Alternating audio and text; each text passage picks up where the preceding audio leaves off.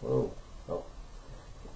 So down here we have the graph of cosine, and just like with sine, I'm going to only focus on the easy to reciprocate points. So I'm going to do that one, that one, that one, that one, that one, that one, that one. That's one full cycle of cosine of theta. By the way, in about 2 weeks we're going to start graphing in radians, but for this week and next week everything is going to be in degrees. And at 0 degrees the value of cosine is 1. At 60 degrees the value of cosine is 1/2. At 90 degrees the value of cosine is 0. 120 negative 1/2. 180 negative 1. And 240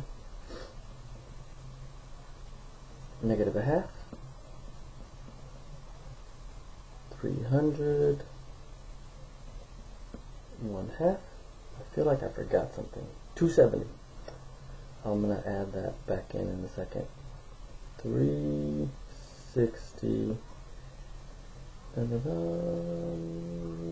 1. So 270 is the one I forgot right there. 270 0. Why is that important? Like with cosecant, anytime you're trying to reciprocate 0, you end up getting 1 over 0, which is undefined. So every time you're trying to divide by 0, you're going to get a vertical asymptote. So to graph secant, you have to know what cosine looks like, and vice versa. Secant is what we're about to graph. That's an E, sorry about that. And we need those numbers. 0, 60, 90, 120, 180, 240, this time I'm not going to forget 270, 300, and 360. And now I'm just going to reciprocate all these fractions. Reciprocal of 1 is 1, reciprocal of 1/2 is 2, reciprocal of 0 is 1 over 0, which is undefined. 120, you get negative 2. 180,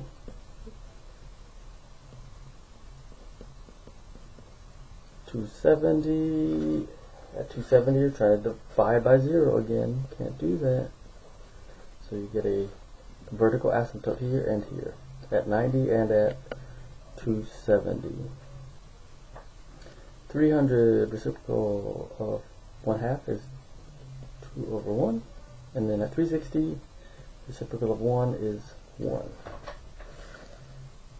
Done. Okay. And now I'm just going to graph these points. And the first thing I'm going to do is put in these vertical asymptotes. And remember, those are barriers.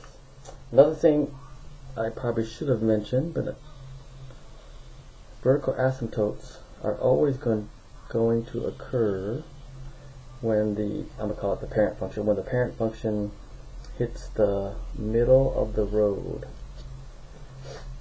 That's another way to think about it graphically, and you'll see more in the actual assignment or next video. I'll talk about that a little bit more.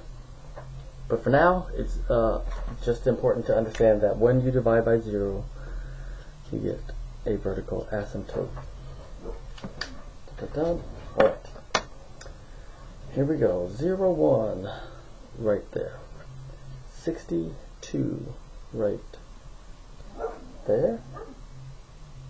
And 90, that's the asymptote. 120, negative 2. 120, negative 2 is right here. I'm going to make these points bigger. And 180, negative 1, right there. 240, negative 2, 240, negative 2 is right there. 270 vertical asymptote, 302, 302, 360, and 1. Alright, so remember back when I talked about a circle being 4 parts, or one full cycle having 4 parts. So here's the 4 parts. That's part 1, from here to there, part 2, from there to there, part 3, from here to there, part 4. 4 parts. That's what one cycle of cosine would look like. You could, if you wanted to, oh, look at that senior picture of me that I'm going to use as a ruler, or not a ruler, but a blocker. If you wanted to extend it out a little bit further, at 450 degrees, you're going to get another vertical asymptote. And then, let's see, 1/2 is here, 2 is up here, there. So theoretically, secant and cosecant should look identical. A lot of kids don't like this weird horn looking thing, so what they'll do is they'll skip this part here and they'll just extend the function a little bit further to the right or to the left, but most kids go to the right. And the reason why you want to do that, or might want to do that, is to show that secant and cosecant are essentially the same thing. It's just a shift. And in one of the future chapters, we're going to talk about what that shift is. And that's it for this lesson.